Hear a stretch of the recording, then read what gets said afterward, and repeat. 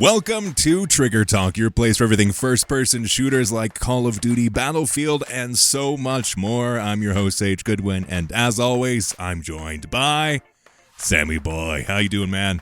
I'm doing well, man. How are you? Doing fantastic. Ready to hop into the Battlefield show today as we're talking about Battlefield 2042 Season 7, our thoughts on the new and the old that was announced. So, let's jump in. Let's start this off. Before we go into Sassy Town like we're apt to do when Battlefield announces something and pretends like they are God and have invented air, let's talk about the real new map. And I want to talk about this in particular. There's actually a lot to talk about this week. We have some more crazy news with EA DICE itself, which we're going to get into. We have the details around Season 7, some gameplay on the new map, and let's start off with the Chile map. I think it looks great, and it looks a lot like classic Bad Company 2 kind of maps, almost. Yeah, it actually reminded me a lot of Arica Harbor just because of the like sort of sandy vibe to it. It's probably a bit more colorful because that was kind of like monotone in a way, but yeah, it reminded me a little bit of that, and that's one of my favorite maps of all time. So it looks awesome to me. Like I had no doubts in the map at this point. They have proven since Season 1 essentially that really every map they've done has been, and they've almost just gotten better as they've gone. I'd say the last two, I think it kind of like peaked, and then the last two have just been kind of equally as good, but really since Season 1 it just kind of gradually got better and better. So yeah, I had no doubts this was going to be a good one. And we obviously saw like I don't know if it was it concept art that they released or was it leaks? I can't remember. Yeah, it was official concept art. Yeah, so I remember like seeing this a few months ago, and it was like the front of one of the buildings. Yeah, and it looked. Yeah, as soon as I saw that, I was like, "Yep, that's going to be a good map," and it definitely looks it. It looks like a very good mix of like. It looks like there'll be plenty of close quarters, like that urban feeling that we've both been saying we want. Yeah. As well as plenty of like, I'm sure there'll be long lines of sights down a lot of the streets and stuff like that, and high vantage points to snipe from and all that kind of stuff. So, it looks very good to me. I'm definitely keen to give it a try and see how it goes. They also said it has elevated destruction, which can be your ally or your worst enemy, which I think that's good. I'm glad that they're highlighting that because that's almost like a callback to all of the other Battlefields as well, like the height of Battlefield 4 and even to a bit Battlefield 5. This like key part of Battlefield's identity is around this elevated destruction. So I'm glad that they're bringing that into 2042 as well. Yeah, it definitely like needed it, and I think for a map like this too, it feels like that suits it. It'd be really disappointing to have a map so, I guess, building focused and not have them all, getting blown up and stuff. That's what Battlefield is, and I think they just need at least one map like that. It definitely seems like it's, we'll see the level of destruction, how good it's going to be, but it sounds like they've sort of headed in the right direction there. Yeah, definitely. And I will say, like, I was very hopeful around this map, and this has met my expectations, though I will say the outer areas of the maps look just like all the other 2042 maps. But the center looks fun. And I think most people are going to be in the center, and it kind of like I hope that their heat maps when this actually comes out shows that nobody cares about any of the vehicle areas that they have around this map, and shows them that they should just focus on the urban areas. Yeah, exactly. I think that's actually a good point, that they obviously made a lot of mistakes with the early, like the vanilla maps, that they kind of thought people really, and not to say people don't love vehicles, obviously people do, but I think even vehicle players don't love the big open spaces. I think people like flying, choppers around in a city and driving tanks around in a city, not so much out in the fields. Not to say you can't have any open areas, but like those are like complementary to the core design. I think if you're making those the core design, just having an open area and then there's like little bits scattered throughout. I just don't think that works. So I think they've learned that, and I hope that they continue to see that, like, yeah, if the heat map for this is just everyone is in the city, they'll be like, oh, okay, like people kind of like playing in those urban close quarters situations. And so I don't know. Turns out that people like this urban kind of stuff. Yeah. Because, yeah, you look at all the fan favorites from most Battlefield games, like, you'd have to say the majority of them are urban. And then even ones like, I think of, say, I don't know, St. Quentin's Scar, for example, where that was pretty open. But the reason people like that is because it was different. It's not, if every map was like that, I wouldn't like that. Do you know what I mean? Mm-hmm. It was cool because it had those close quarters areas, but it just felt different, and it was kind of like, oh, this is the sniping map. You know, this is the map where I'd usually run around with an SMG, but this one, it's open, so let me pull out a sniper. I like sniping, and it's just like I don't know, it's just a bit of a change up. So I think that's what they need to go back to having. I'm not opposed to having open areas, but like when that's the identity of the map. It should be the exception rather than the rule. Yeah, exactly. It should be just that little added touch of like, here's the map, and then there's an open area for like the vehicles or snipers, or even just like, I don't know, Sinai Desert just had that big ass open area. That was just kind of cool because it was so like different. It was like, what the hell? Why is this flag all the way down in the desert? And it wasn't crucial to the game. So I every now and then would just get on a horse and go there because I was like, oh, I haven't been here for a while. Let me just go see what's going on. But like, if you just if everyone in the lobby just neglects that for the entire game, it didn't make the map worse because it was so like out of the way kind of thing, and it wasn't a crucial part of the map. So yeah, I think I hope that they learn that from, and I'm sure they have. Like when you look at all the other maps, I guess with the exception of like Spearhead, which again, that's kind of what I said about St. Quentin's Scar too. Like I liked that because it was different. If you look at all the post-launch maps, Spearhead is different. It is an open map, and I'm okay with that because it's 1 out of now 7 maps. And it's well designed for an open map. There isn't like the only place where you can see and hit everyone would be in a chopper, but even then it's difficult to actually accomplish because of the terrain, because of the height and the descents and the coverage all throughout. It's very difficult to actually like stack up a bunch of kills as a sniper, or just like destroy a bunch of people in a tank, or like do all these things that you typically, if you looked at that just as like a base, like, okay, interesting. If you just saw a picture of that, you'd be like, oh man, that would probably suck to play on, but it doesn't suck to play on. Yeah. I think they nailed that. And like, especially if they can combine like urban maps with that type of openness where it's not just a flat open field, it's like got those little ridge lines and stuff, little valleys in there, and that, like, yeah, that's the perfect way to do it. If you combine Spearhead with like even this Chilean map, like, oh, that would be such a good map. So I think that they have hopefully learned from it. I just now need to see it in the next game, that they've kind of taken their learning. That's we've said it so many times on this podcast, like that's all I want from 2042 now, is to be just more learning for them. Almost like it's a beta test for the next game.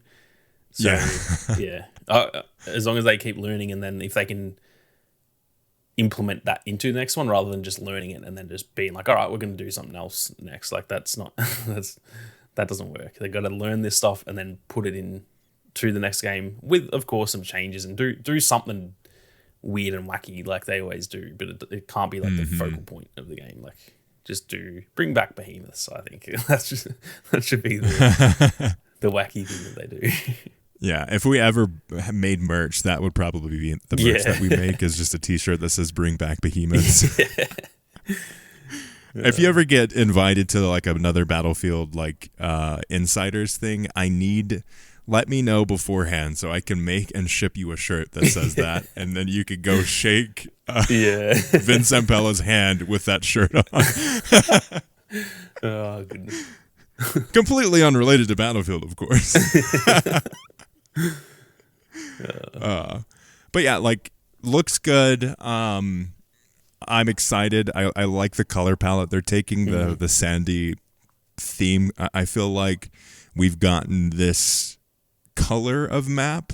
Like if you disseminated all of the different maps into a color, sand colored is going to be a big popular one with Battlefield 2042. But given that, I think they've done well with like making it different from the existing ones that we do have. Yeah, I agree. I think when you have sandy maps that have like that splash of color with just like I guess the city, it's got plenty of like life throughout it, and whether it's actual plants or whether there's just a lot of like graffiti around and stuff, I think it makes the sandiness less like tedious, kind of like when it's just sand or just snow or whatever, even just like grassy maps, it's kind of just boring when it has like nice contrasting colors.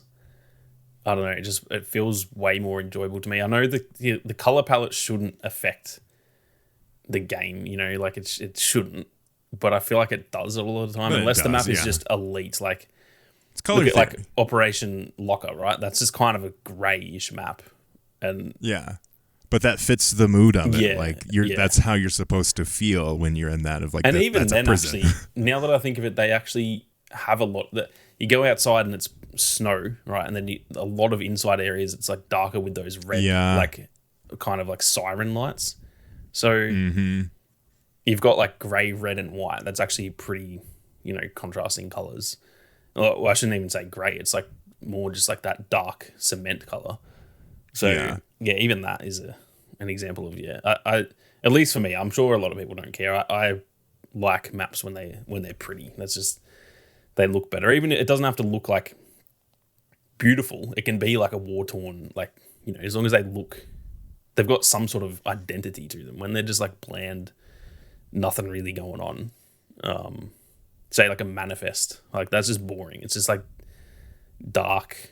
Nothing's really, I don't know. There's just no color to it. All of even like, and to be fair, that's how a shipping yard looks. But like all of the shipping yard stuff, all the boats and the shipping containers and stuff, they've got color on them, but they're very like dull color, because that, again, to be fair, that's just how shipping containers are. But yeah, that's a prime example of that map just feels boring to me, because it's like not interesting to look at. Whereas there's other maps, say like Orbital. To be fair, Orbital just plays better, but it just looks cool too. It's got grassy sections. It's got the big like freaking Xbox tower in the middle, and like then there's fire and, you know, blown up sections of that big runway area. So like, yeah, I'm big on that too, and I think they've nailed it here for sure. Yeah, I'm excited to play on it. Obviously, like we've talked about, the urban areas is my interest. Because this is, in my opinion, this is the only urban map, if you kind of think about it. Yeah. Because the one that they want to, you know, like tell, Kaleidoscope, technically, if you look at it definition-wise, is an urban map, but it doesn't feel like one. No. Yeah, there's Hourglass, but that is also not actually an urban map when it should be, at least feel like an urban map. Yeah. They're all too spread out. Like when you think of Kaleidoscope, there is 3 buildings in the map. You're in a whole city, and there's the big, like what's the TV station or whatever in the middle. And then there's those 2 skyscrapers that are like in the sort of top corner, and that's it. There's no other. You're surrounded by buildings, so of course it should feel urban, but it's not, because it's like in a parkland. Yeah. So, but there's like freaking 200 meters in between the buildings. There's just this is the only urban map, and even it's suburban, really. Yeah. But it's close enough. I'll take it. Yeah. Don't take my criticism and never do this again. Yeah. As long as there's plenty of buildings, and it's like, I think the same way of Eureka Harbour, that doesn't feel urban because it's just a small little town. But when you're in that like town area, there's like, it feels like there's like 20 buildings that you can run between, and you can go from one, you might get a kill in one, their squad mate gets alerted, so then you can kind of like run to the next building, which is only like, I don't know, 10 meters away, and you're in another building, and then that building might get blown up and you run to another one. Like, it's just not like that in any of the other ones. So the skyscrapers can't get blown up in Kaleidoscope and stuff. Any other maps that have buildings, even say like Hourglass in that little village, all those buildings are just on the outside of that, like, sort of, I don't know what you even call that. It's like a big courtyard, and then there's just little tiny buildings on the outside of it. So, yeah, I think the way that, at least the way that it looks, obviously we can't tell until we play, but it looks like more that like Eureka Harbour type, like urban style, and that's definitely, I think it just, I don't know, it just suits Battlefield so much better than the open stuff, I think. Yeah. Oh, for sure. But speaking about Hourglass and God. Doha, Qatar, it's time. It's time. We've delayed too much already. Dude, do you remember when Kaleidoscope was the last map to be reworked and we were theorizing about ways that we personally would suggest the rework be done? And we said, hey, what's our favorite part about Kaleidoscope? What is, when I'm there, I feel like I'm having fun? Where is that? It's the stadium. The stadium, right? Yeah. Hourglass was only known for its stadium. That was the rest of it was the so stadium boring. Was over in the middle of nowhere, had no purpose at all. It was not one of the points that you could actively like affect the turning tides of. Mm. But you had to go there. And, I would constantly go over there. Yeah, you were like admitting defeat if you were just fighting over that part of the map, because it didn't matter at all. But it was the only fun part to get to, and the other part was when you died. It was like, damn it, if no squad mates are there or you don't have any flags, then it's like, oh, I used to just exclusively play Sundance, and I would wait to spawn like somewhere in the city, get up on top of one of the buildings, and just fly all the way across every time, because it was the only place I wanted to go. And then, what do you know? They went and removed it, which this is where I have two differing opinions on the same bit of news, right? And I think what we're getting at here is that them bringing this back and calling it a new map is just laughable. It's not a new map. It's a new map in terms of you removed existing content from the previous map, and you said, hey, how about we just make that entire section a quote-unquote new map? You could not tell me that this is two separate new maps. This is one new map and a rework section that should have been the rework in the first place, because Kaleidoscope still sucks. Yeah. Imagine if, you know how on Breakaway they removed the peak with the big ball thing, and it was like the very top of the map, right? Imagine they just bring that back and they're like, no, new map. Even better. You know the mining whatever, the big rig, oil rig or whatever. Imagine for Breakaway they removed that and then in the next few updates later they're like, you know what, guys? We saw how much you loved that oil rig. How about we make that an entire map? It's like, but we already had it in this other map, and we loved it in that other map. Why are you doing this to us right now? Yeah. And that part right there is where my like double opinion comes from, because, and I said to you before we started recording, I was talking about this on a stream earlier today, that a lot of people, it's kind of like a double standard almost, of a lot of people were complaining, and definitely us when that happened, complaining like, why would you remove that? And so now it has been brought back, and funnily enough, now we're all complaining, what the hell, why would you bring that back as a new map? And it sounds dumb when you say it like that, because it is true. I complained that they took it away, and now I'm complaining that they put it back.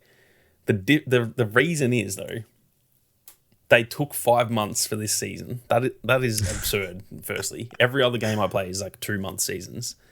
This one was 5 months. I just looked today, preparing for this podcast. I did a video on Season 6 when I was able to play it early, and I looked at my review. October 10th, that was. It is March 14th today. Crazy. That is more than 5 months since that happened. And they said that they were doing that because that well, they didn't necessarily say that, but they said it was going to be 5 months, and we all kind of assumed, it's because they're going to do more because they said there'll be 2 maps in this season. So I think all of us I was annoyed, but I was like, all right, if you can produce 2 maps of the quality that you've done, I still don't think that cadence is good, but like that's understandable. Even though I still said I'd rather just get a normal season and just get 1 map every 3 months rather than 2 every 5 months. It's barely any different when you look at it that way. But my issue... They're the same picture. Yeah, exactly. My issue comes from you've made it 5 months and then in actual fact you haven't given us a second new map. You've given us 1 new map, which, again, being balanced on this, that looks sick. I'm not trying to just shit all over them. That map looks awesome. But the other map, where in the trailer it says 2 new maps, that is a quote from the trailer, then the second one is the stadium. Now, if you want to get into semantics and that, of course it is technically a new map. So they are legally covered. They are correct that it is. But it's only a new map because they removed it from a previous map. Exactly. So it's not actually new content. It is just technically... It is now its own thing, and it's just called Stadium. It's not called Hourglass. So yeah, technically it's a new map, but it isn't. It is previously used content that you then actually removed from the game. With no one said they wanted that. No one was like, oh, that map's like that part sucks, just delete it. Literally everyone was like, that's the best part of the whole map. And now they bring it back, and it's been 5 months. That's the part that's the kicker for me. If they did this in the regular 3-month window, fair play. I don't have an issue then, because it's just an added little sprinkle on top of what we normally get in the same time frame. So it's like, whatever. Yeah. I'm still confused because I'm like, why'd you take it away in the first place? But I would be fine with that. But the fact that they took longer to bring us then an extra piece of content that we were already annoyed they removed, and it's not even new, that to me, that's a real like kick in the teeth to us. That's like, it's already been so drip fed, and now you've actually taken 2 whole months. That is a long time in the gaming industry, right? Look at everything that's happened, all the games that have come out this year, all the layoffs, everything that's happened in essentially 2 months. We're only halfway through March, so 2.5 months, all of that stuff's happened. They added that onto what was already a 3-month season. Yeah. And all we're getting extra is a section of a map we already had. Like, it's truly baffling to me that they thought that was a good idea. And again, putting it in the game, the content itself isn't bad. So I can't complain and be like, oh, that's a bad map. Like, that's stupid. Because it's good It's content. the best part of Kaleidoscope. But it should have been the change to Kaleidoscope, not what monstrosity they gave us originally. Like, it's just... Yeah, it's very confusing. And like I said, there is that, like... I've seen people on the other side saying like, oh, well, everyone complained it was gone and now you're all complaining that it's back. And it's like, I know that sounds dumb, but like, yes, I am. I am. And I don't care if that sounds stupid. I am complaining that they took it, and then more than 5 months later, it's been like, when was the Hourglass rework? That was like, I don't even know. That was probably this time last year, or like, I don't know, the middle of the year or something. And now we're only just getting it back after an extended season. We could be nearly done with season 7 at the regular cadence. Like, next month would be season 8. And we haven't even got season 7 yet. So that's the part that annoys me, is the extra time that they took. And now they're trying to kind of like sell it as, hey, look, this season's got, you guys wanted 2 maps. This season does have it. Firstly, you took longer to do it. And secondly, it's not even new. So even if it was new, even if it was a 6-month season with 2 brand new maps, that is literally identical to 1 season. In fact, it's worse because we're only getting 1 season instead of 2. So like that, that's like saying, I don't know, like, I actually can't even think of an example. I can't even think. I'm just stumped myself trying to think of an example of what that's like. Coming, quote, later in the season. So this is literally just a Kaleidoscope map rework part 2. Wow. So, see, I didn't know that. I thought it was coming at launch. So, nope. So even if it comes... Okay, so let's say it comes after 1 month of season 7. Which is highly unlikely. Yeah, So that would be 6 months after season 6 started. So we would be at a cadence of 1 map every 3 months, the exact same way that it used to be. Yeah. But now we've got 1 less season. So we're actually But hey, man, they less. can put 2 maps in this season instead. Yeah. And that also we're assuming that this season is 3 months instead of 5 to 6 months if like it's the that last long, one. I genuinely don't think I'll play. Like, I think I'm going to try the new map. But if it's a 5-month season, I think that's me done with Battlefield. Like, not the whole franchise. I just mean this game. Well, they just killed it. Yeah, that's me, like, going, all right, I've played the new content's been good, and to be honest, because this all sounds super negative. I have enjoyed the journey of this game, even though it's been a mess. Like, I've had fun. I've had way more fun than I've had not fun with 2042. But at that point, I'm like, nah, I'm now in waiting mode for the next Battlefield. I would just be that would be such a frustrating situation if now every season is just 6 months. And like, yeah, that example of making it longer and giving technically more content per season, that's just the equivalent of if they hadn't started season 1 yet and then they launched season 1 with all 7 of these maps. And we're like, look at this, every season has 7 maps. But yes, they take 2.5 years to make. So the logic does not work out. I don't know who decides these things, and then the amount of approvals of the amount of people in that company that had to be like, yeah, that sounds like the plan. Like, that's what we should do.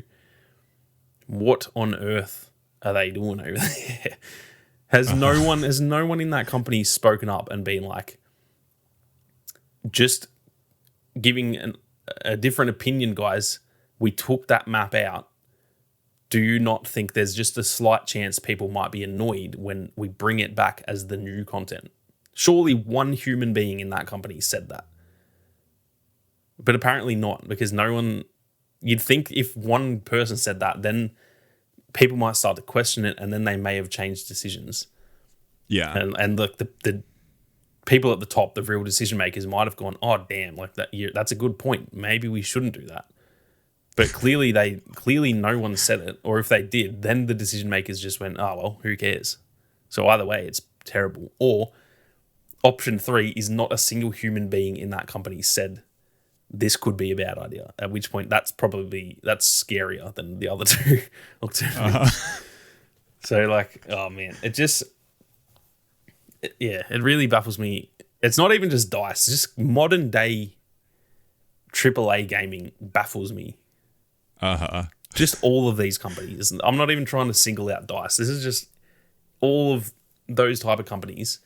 The whole thing about EA like shutting down the Respawn shooter, and like all of the, Suicide Squad being a live service and stuff. What the hell goes on at these companies, man?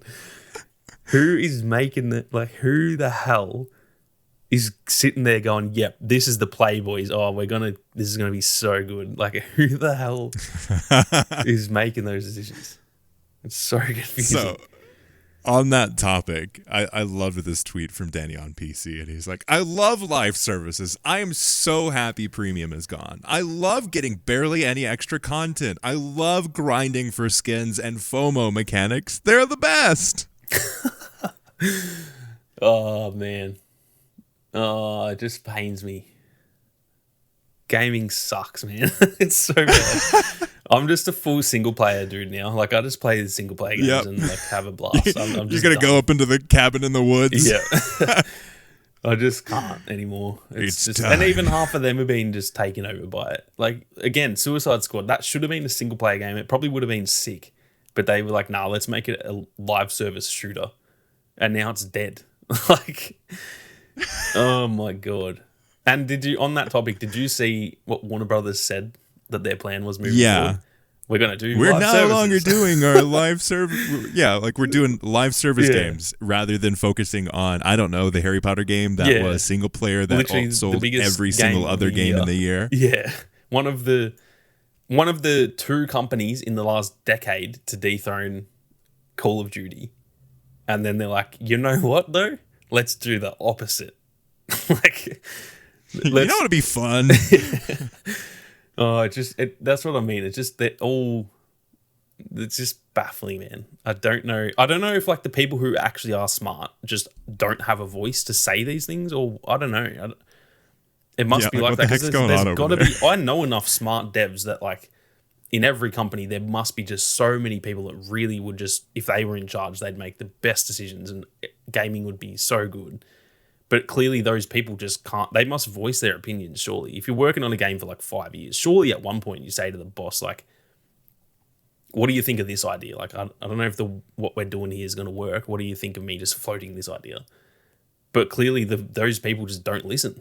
Like, it's either that or the people don't speak up because of like fear of, they're probably scared they're going to lose their job with all these layoffs and stuff. So it's like, I don't know. There's something just seriously wrong in the whole gaming industry, because clearly the people who are making these decisions, they are not good at their job. It's as simple as that. Yeah. I don't mean to be disrespectful. It's just the truth. Those people making those sorts of decisions are not good at their job, and they've just got a job from however the hell they got. Like, how do they even get to those positions in the first place? But now they're just in a job and they're way out of their comfort zone, and they're just like, oh, I'll just do the thing that sounds like it'll make the most money, and 9 times out of 10 they do not make the most money. It's so disappointing, honestly, looking at the way things have gone the last few years when it comes to just online games as a whole. It's really depressing, exemplified by this idea. DICE is just like, you know what, guys, how about we do this crazy idea where we don't actually do anything. Like, this is the clearest example, and why people think development is copy and paste. Like, I'm going to copy this text and then I'm going to put it over here and my code's going to be good. Like, this is the clearest example of that. Yeah, this is and to make this clear, I don't think developers are lazy, but this is what makes people say like, oh, the devs are lazy, because it looks lazy. It does. I know it's not. I'm sure a lot of work has to go into still doing this. It looks lazy. I don't care what anyone says, and I'm not saying it is lazy. It's lazy decision making. I'll say that it's lazy planning and organization. It's not lazy. The work, they still have to do the work. If it's taking them that long, they haven't just like had a month off and then just copy pasted it at the end and done. Like, that's not how it works. But it definitely looks lazy, and that's why they get a lot of heat for a lot of the stuff they do in it. Part of me really hates when people like are aggressive towards the developers and stuff, because I know that they are so passionate about what they do. I don't want them to get like yelled at by the community, but also doing stuff like this, you are walking into it. I'm sorry, you are walking yourself into the firing line when you do stuff like this. And again, there probably is a lot of the devs that are like, why are we doing this? But they can't do anything else. That's what they've been told to do, and if they don't, they'll lose their job. That's just how the gaming industry is now. Remember, like, this, the biggest thing here is that we are talking about the second map instead of focusing on the one that they, quote, crafted with love. Yeah. That's what we're talking about here. Yeah. That's like, that must hurt to be like, damn, we put so much time into this and everyone's just complaining about the other one. Well, that does suck, but like, that is your decision making. That's now no one kind of, not going to say no one cares about the new map, but like, it isn't the focal point. Definitely feels like it. Yeah, that should be the big, like, oh, damn, that map looks sick. Any other season it would have been. All the other seasons, although we were all still saying, that the cadence of content is still slow, but every new map that came out, I didn't see people complaining. I saw like, damn, that looks sick. Like, I can't wait to play that. Mixed with like, damn, I wish we were getting 2. But like, yeah, no one complained about the specific thing. It was just kind of, that map looks awesome, and I wish they'd do a bit more. Now it's like a single thing that we can actually pick out and be like, that map is not new. Like, now we're just complaining about the Hourglass or, stadium. And we shouldn't be.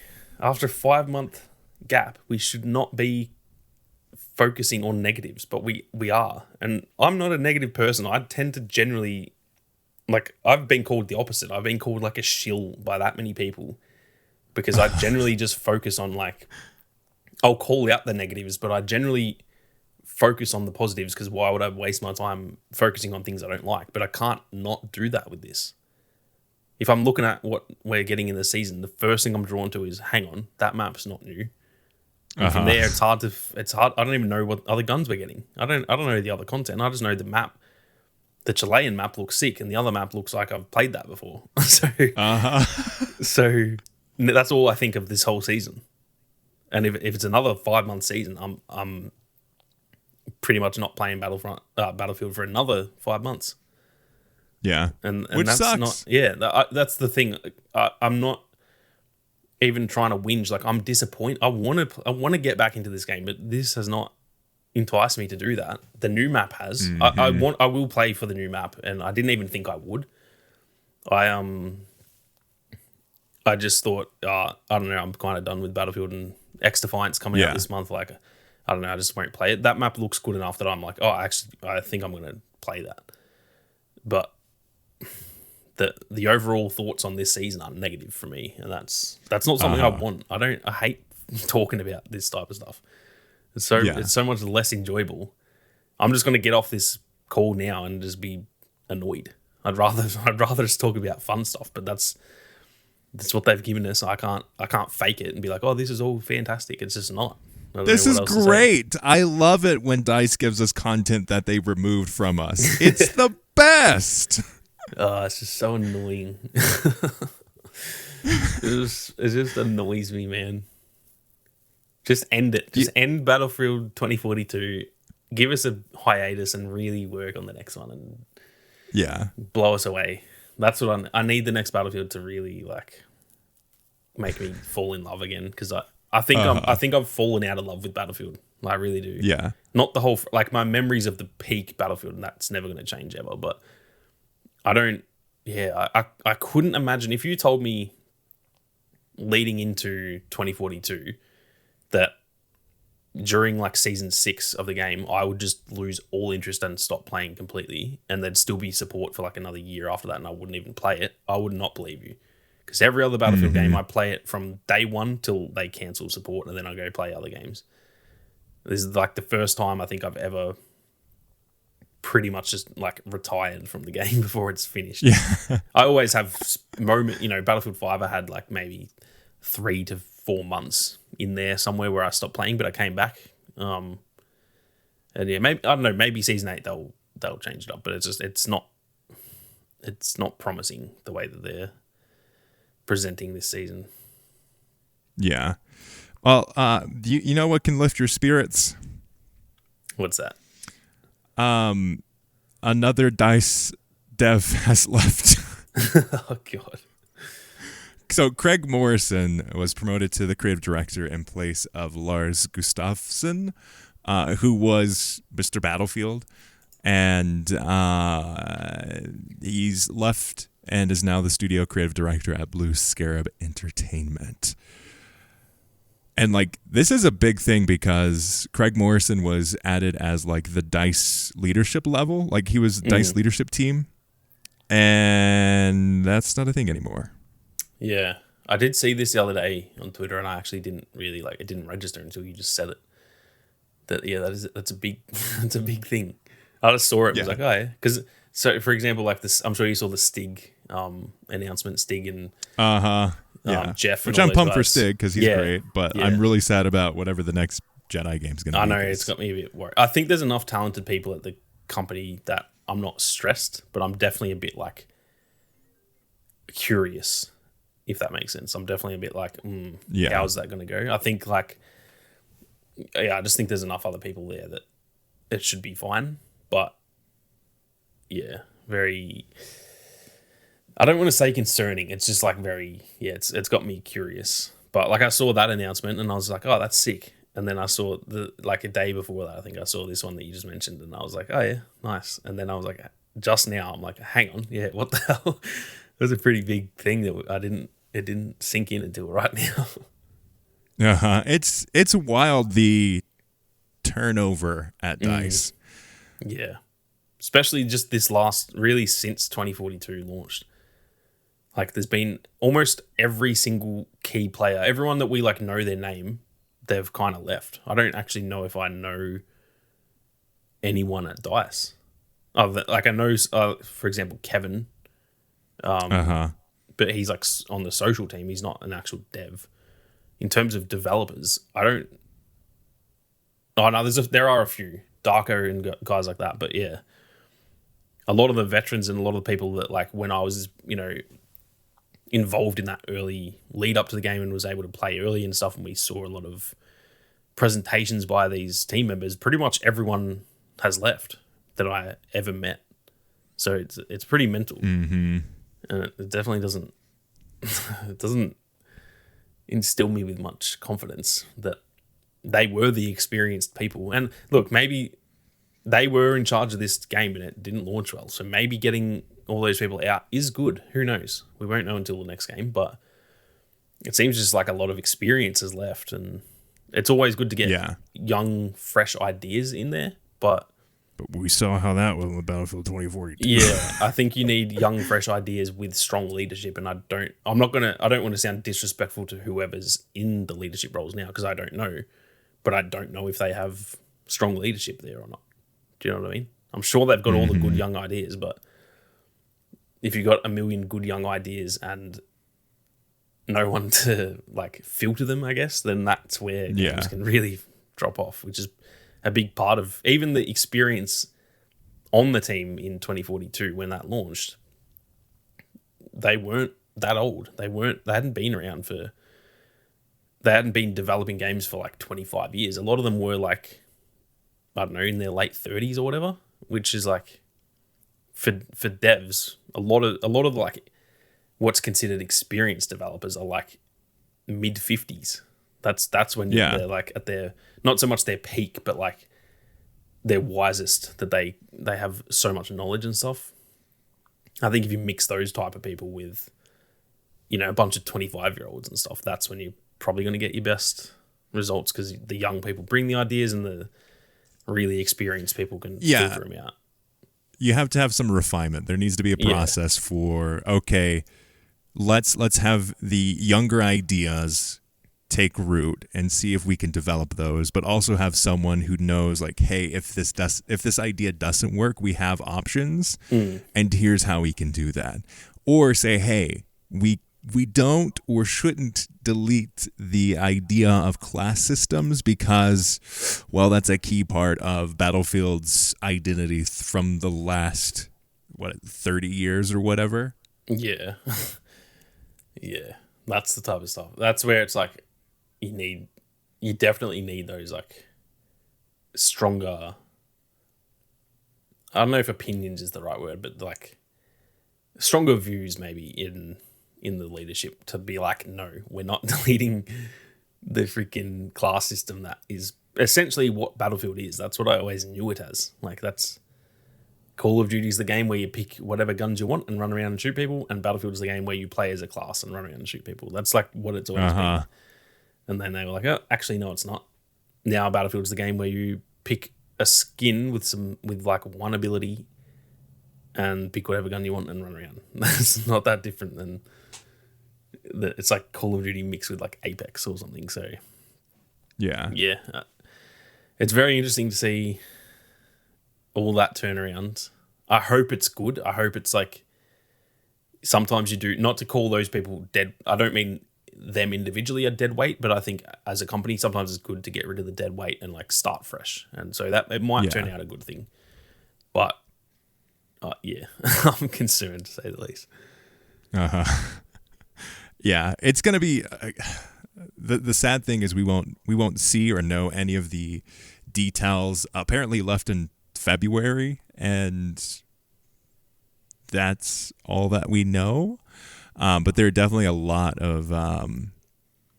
there are a lot of adjustments and changes when it comes from the EA side of things, and maybe it's an EA problem, or maybe their job was on the chopping block. When who knows? They're putting a lot of pressure on Battlefield as a franchise to perform well for EA, so that's probably have something to do with it. But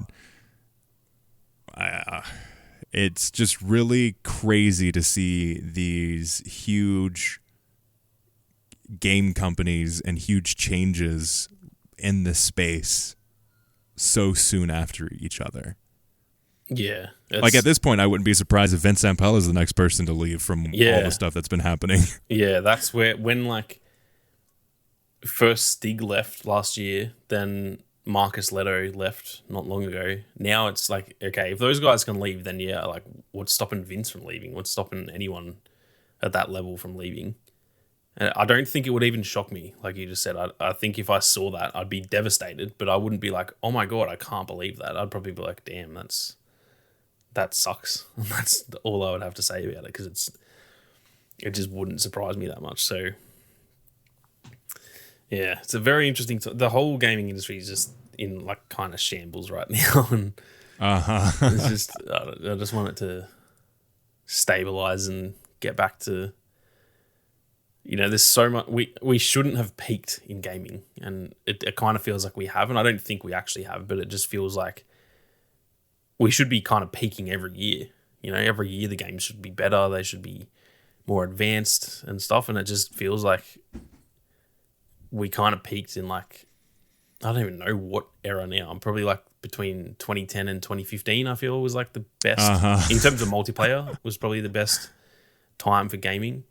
And now it's like, don't get me wrong, the single player games are probably peaking now. We've got so many bangers at the moment, but like, yeah, you need good multiplayer games. I think I'm a big single player guy, but I need in my life a multiplayer game that just has me hooked. Like it just feels so boring without it, to be honest.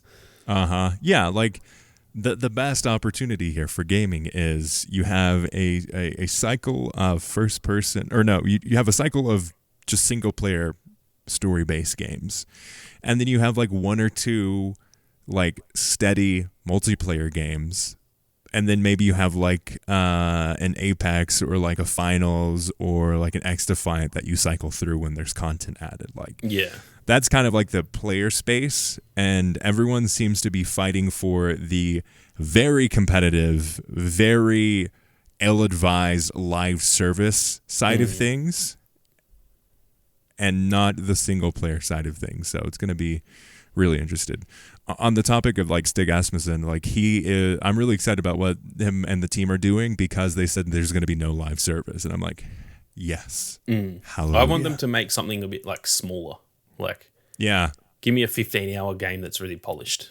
I don't like give me essentially like a Fallen Order. Like, obviously not Star Wars, but just that type of game. That's just like, just to get them stable. Because like I was listening to a podcast yesterday and they were talking about it, and they were like, "This is great news. I don't know if we'll ever see that game though, because the way that the industry is now, if they go too hard, there's a chance that game will just get cancelled." And then the company was formed, made half a game, cancelled the game, and disbanded. Like, that is genuinely how the gaming industry can be at the moment. So I want them to just kind of do something smaller and just like make a good game that people really enjoy, and they kind of get their first project out there to then sell a bit of like hype, so then they can go make something really big and be like, this is from the creators of blah blah blah.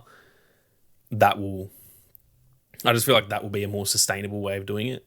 If they go too hard too early, it's just like, oh man, I'm nervous about it. But those guys are obviously all very, very good at what they do. Stig's been involved in God of War and the Jedi franchise. Like, those are two of the best like single player franchises out there, really. And it seems like he definitely knows what he's doing. So I'm very keen to see what they come up with.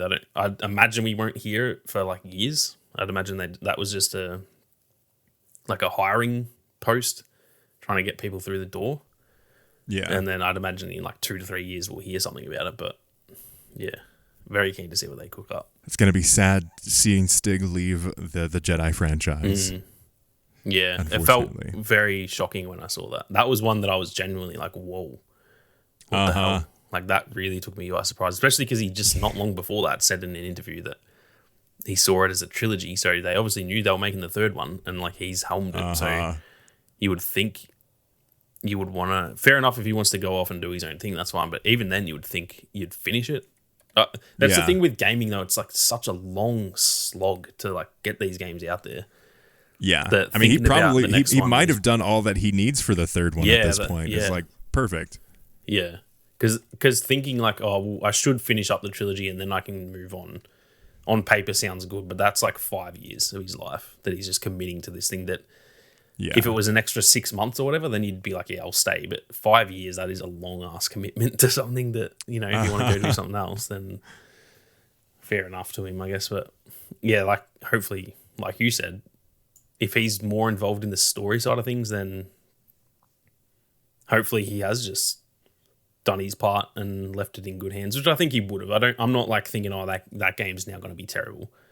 It might just be like the worst of the three, but I don't think it will be bad. I really don't see a reality where that game sucks. Yeah. I think at worst it'll be like a 7.5 out of 10 or something, which it obviously would suck if it doesn't end so well. You know, it's set itself up to be just an amazing finale sort of thing. But even if it's just a 7.5 out of 10, I'll probably be like, yeah, you know, overall the trilogy's good. It's the best Star Wars trilogy we will have. We don't really have any trilogies because it just doesn't happen with Star Wars games. I mean, it's already the better trilogy than the sequel trilogy, in my opinion. Yeah. And it doesn't even have the third movie. I honestly think it's I think it's already the best Star Wars gaming series. I know that's a hot take. I know with like KOTOR and Battlefront stuff. I think it's KOTOR so good. Struggles from the mechanics. Yeah. The story is pretty good overall. There's a lot of places where it kind of like slumps. The Jedi games, they're clunky. And their story isn't the greatest. It puts you in the perspective of being a Jedi, but it doesn't tell you much of a story outside of that. I'm going to anger a lot of people with these statements, but if you look past the nostalgia, definitely the Jedi series is the best Star Wars video game series. Yeah, I even think I thought that after Fallen Order, even before Survivor. I was like, that's the best piece of Star Wars gaming media we've ever seen. Mm-hmm. And that's not to say it's perfect. And you're like, yep. Yeah. Not to say it's perfect. There's a lot wrong with them, but like, I don't know. I just think even in games like The Force Unleashed, like they were so good, but like a lot of it is nostalgia. If that game exactly how it is, but it's just like kind of remastered, came out today, I don't think people would like it as much as back in the day because we were all kids. We all just were easily like, I don't know. Back then it was just kind of like, damn, that's cool. Therefore it's really good. Because that's kind of what KOTOR is. I don't think KOTOR was that good, but it was cool back in the day. Like Revan was so cool and there was so much. Well, you got to make choices that impacted the galaxy, and that's the big piece of what makes KOTOR so good. Yeah. And you had the whole light side, dark side aspect with the second one. So like there's a lot to that game, but if you look at it as a whole, like compared to modern games, like it doesn't really hold up that well. Which is why I was so pumped about like a remake. Yeah, which seems like that's in the bin as well now. So. Yeah, unfortunately. Gaming Who sucks, knows? Yeah. But before we anger any more people with our statements, if you'd like to let us know your thoughts, please reach out in the comments if you're watching this on YouTube, or contact@uplinkpodcast.com. If you are listening to this wherever you find podcasts, check out Sammy Boy's YouTube channels if you're into more gaming, more Star Wars, and even more first-person shooters. He's got a string of YouTube channels you should totally check out. And if you're into more Star Wars podcast content, you can check out Star Wars Uplink. As always, see you later, video gamers.